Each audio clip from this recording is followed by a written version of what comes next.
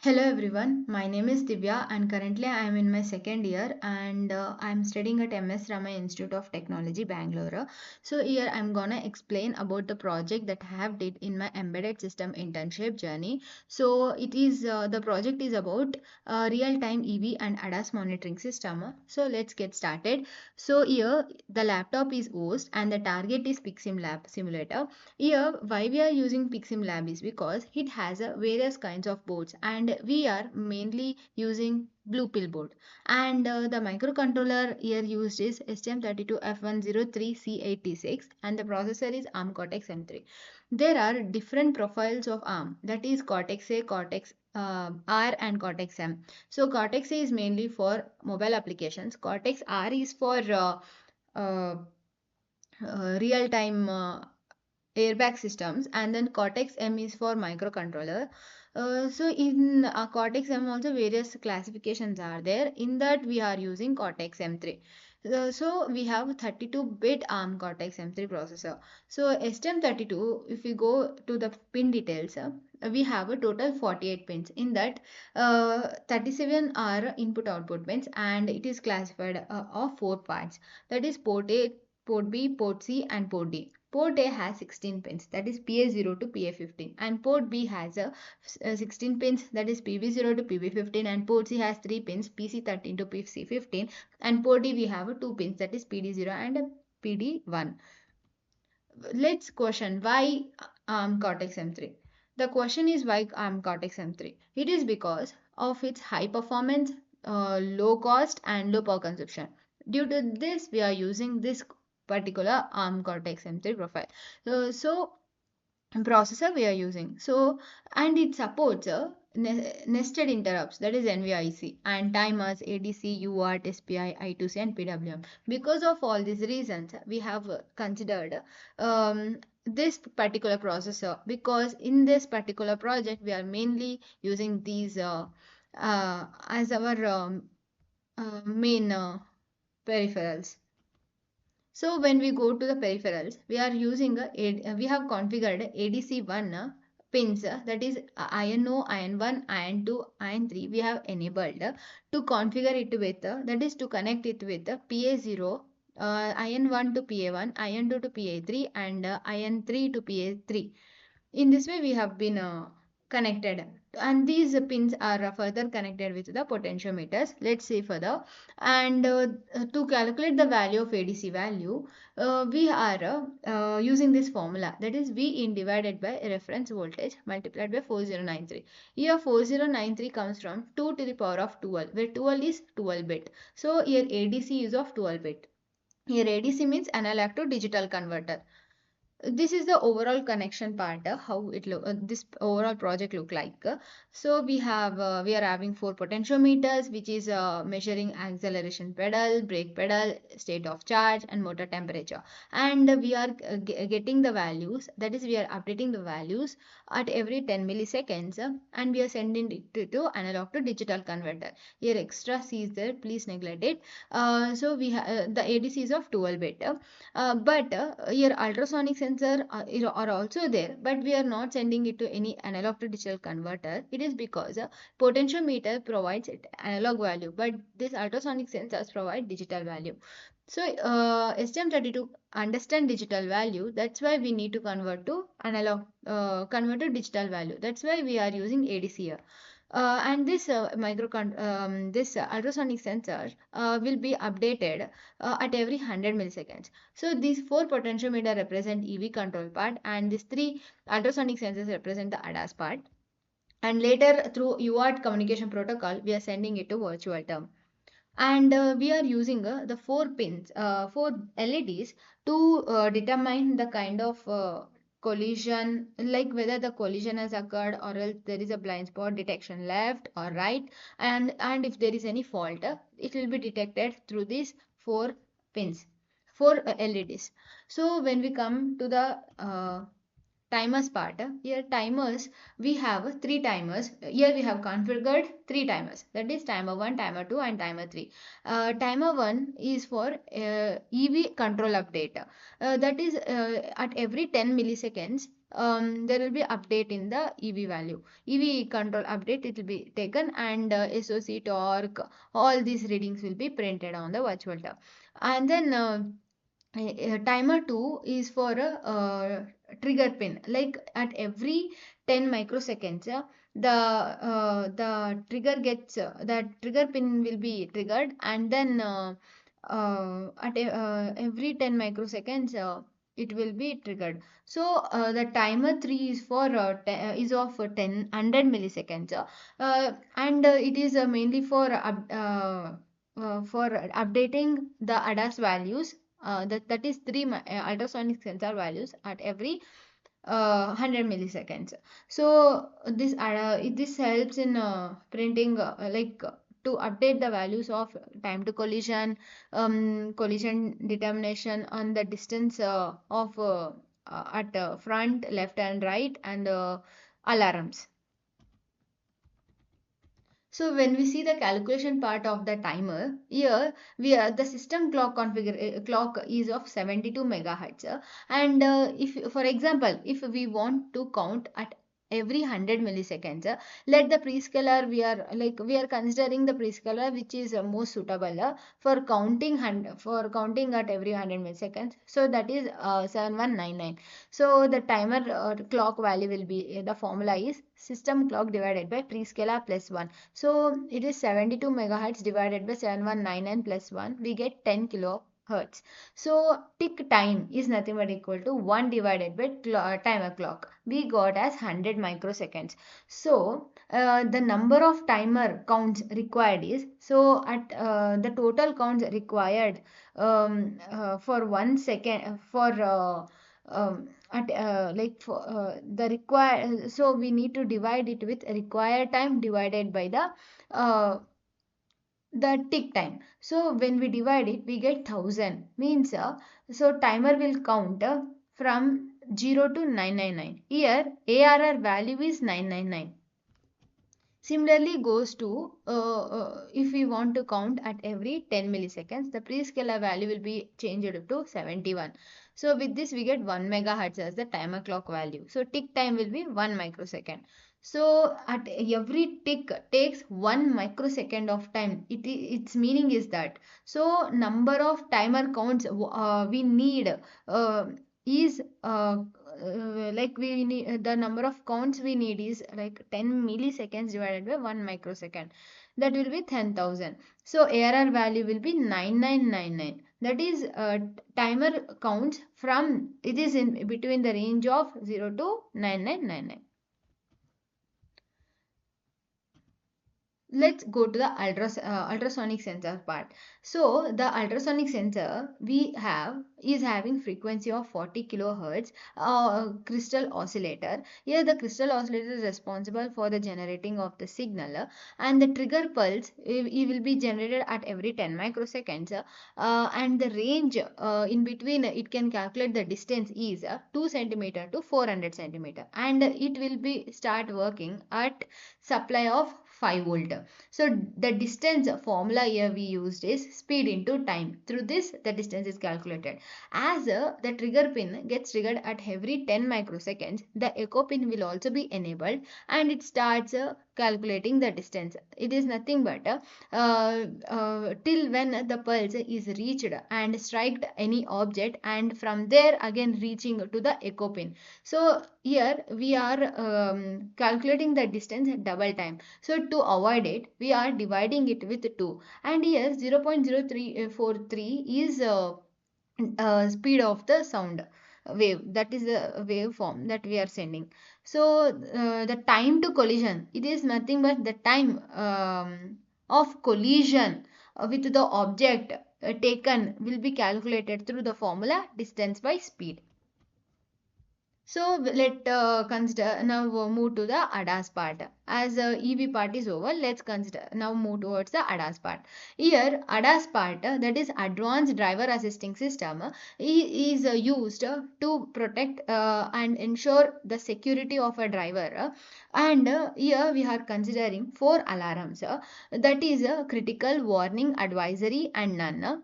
The critical alarm is enabled when the front distance is less than 20 centimeter or time to collision is less than 1.5 seconds. And warning is generated when distance is less than 50 centimeter or time to collision is less than 3 seconds. The advisory alarm is generated when the left distance or the right distance is less than 30 centimeter and speed is more than 20 kilometer per hour. These alarms are set in the form in a priority manner. That is, the critical has higher priority and the none has zero priority. That ensures that even though there is any advisory alarm is enabled during the time of critical, the critical alarm will be given more priority than the advisory. That is the main need of giving a priority order. Let's go to the vehicle FSM and fault management. Here FSM stands for finite state machine. Here we have consider five states and this and the need of FSM is to ensure the right kind of behavior at right kind of at particular state and to ensure any some random behavior of a vehicle at any particular state. So here we are also monitoring the state at every part, that as we have five states, that is park, ready, driving, regeneration and fall state.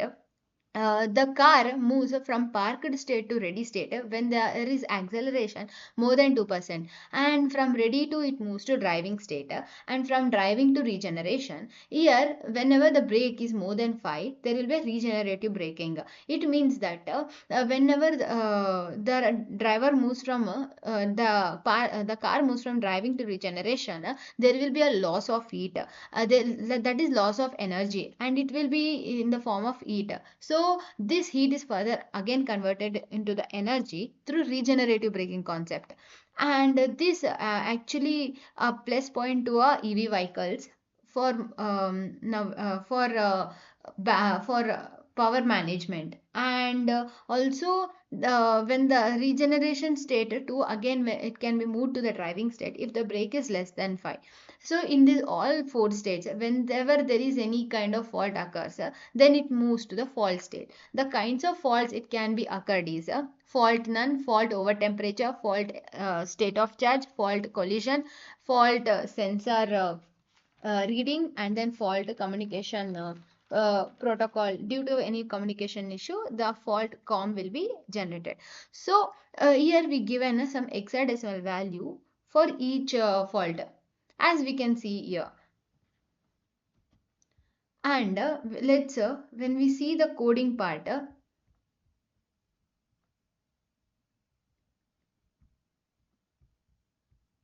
when we see the coding part, we have a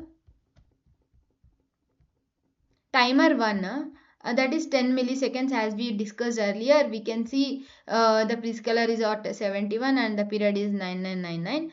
And here we have to count at every 10 microseconds, sorry 10 milliseconds. So it is configured at counter mode up.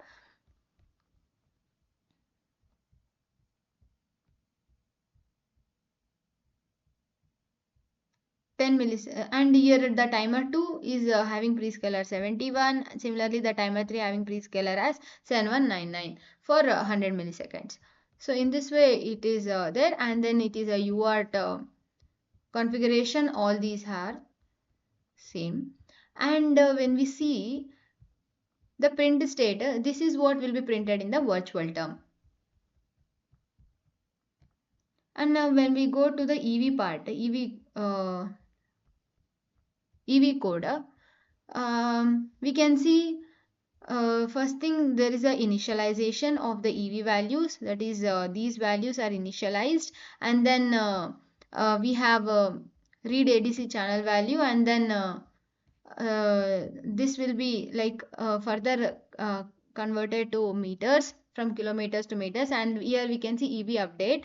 Here every state from one state to another state, how it is moved, that will be defined through using switch operation, switch case operation. We have here the kilometers to meters conversion is seen. And in ADAS part, we can see initialization. Similarly, here also we have initialization part, and then update part, and then collision warning part. Like at what collision for that is as alarm, like at what if alarms have been defined here, like alarm critical, alarm warning, alarm advisory, and alarm none. And the priority order is set here.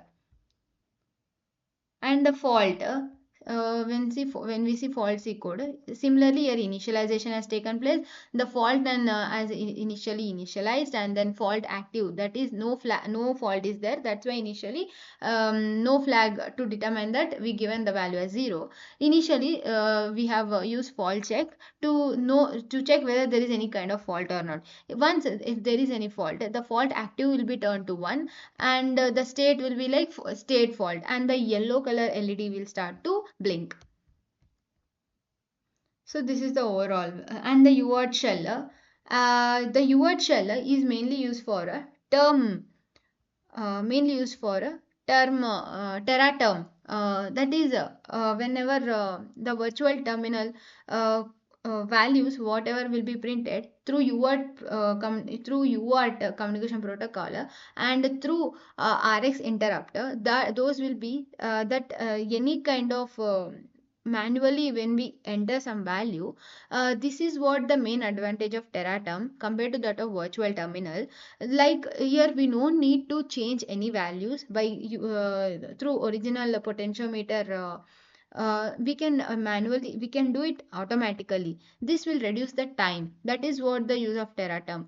So UART shell is mainly for that purpose the code is written here. And here the RX interrupt will interrupt at whenever there is any character is sent, and then it will be stored in ring buffer, and then it will processed through shell process, and the particular values will be calculated. And through UART telemetry, we are sending the system data continuously from the STM32 to the Python dashboard. That is done through UART telemetry. So when we see the code of the Python, we can see we are using parse here. The parse is mainly used for to to take the date, to take the values from the virtual term that will be in the form of string, to break it down into a needed value, like into a values which can the Python can easily understand. So for that parse line command is used, and then in this way through through this we will be printing the values in the Python dashboard. And we can see here we have used draw commands for drawing the SOC and speed values, and then draw thread is mainly for drawing the graph part, and then draw info. All these have been drawn on the Python dashboard, and the ADAS part, everything. So this is the main overall code, and the animations, everything will be set for better analyzing of the values. We are using Python dashboard rather than the virtual term. And when we see the Pixim lab, this is the connection part, and the virtual term is here. Let's use command, this control command prompt. When we click enter, we obtain the Python dashboard here successfully.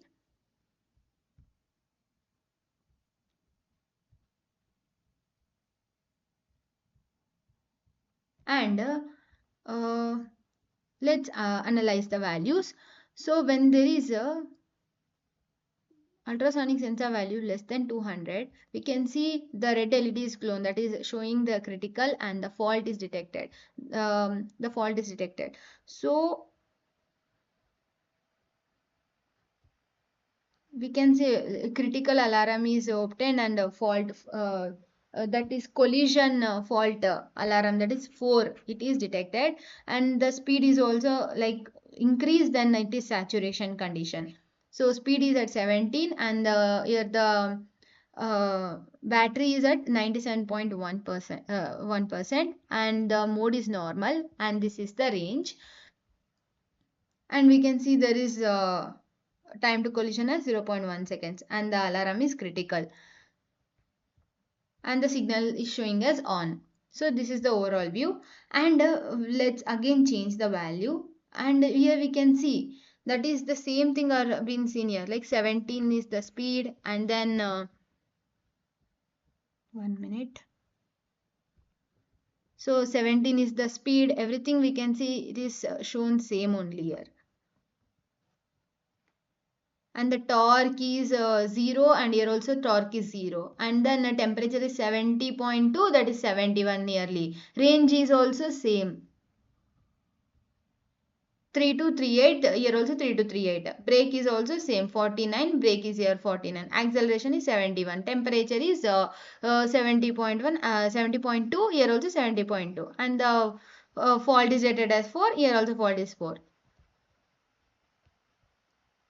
Now let's go to the next part. If there is if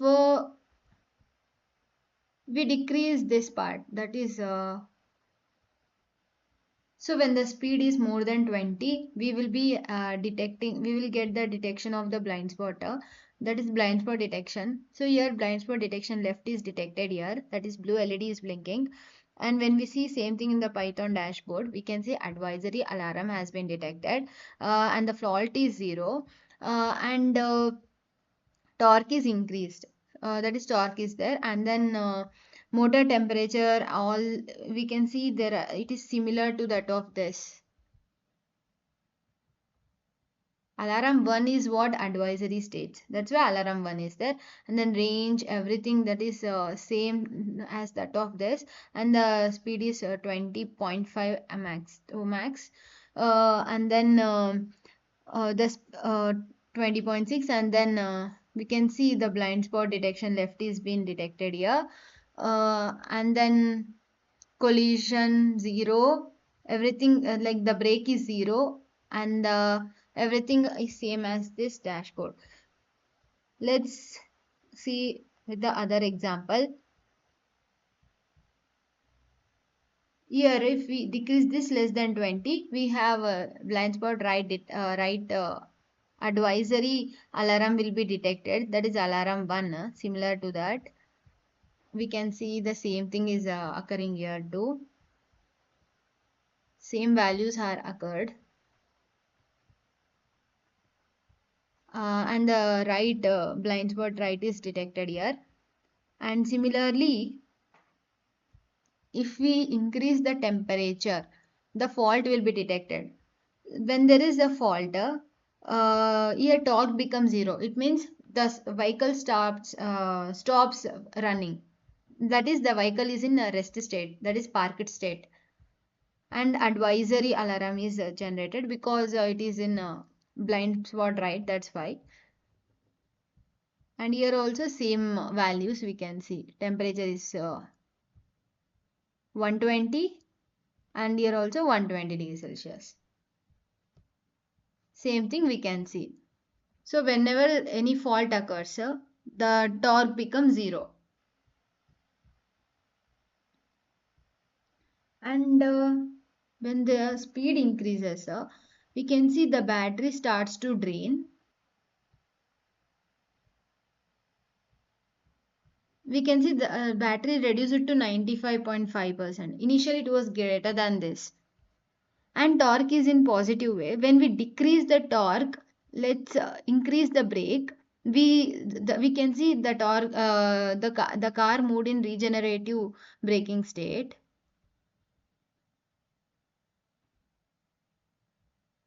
See, we can see here torque became negative.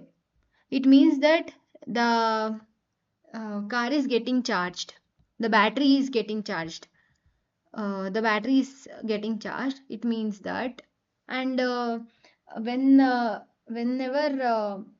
the torque, like whenever the torque is in negative, the battery starts to charge. And whenever we can see, whenever like if I do once again, when if the brake is not there and torque is more, whenever there is a high speed, initially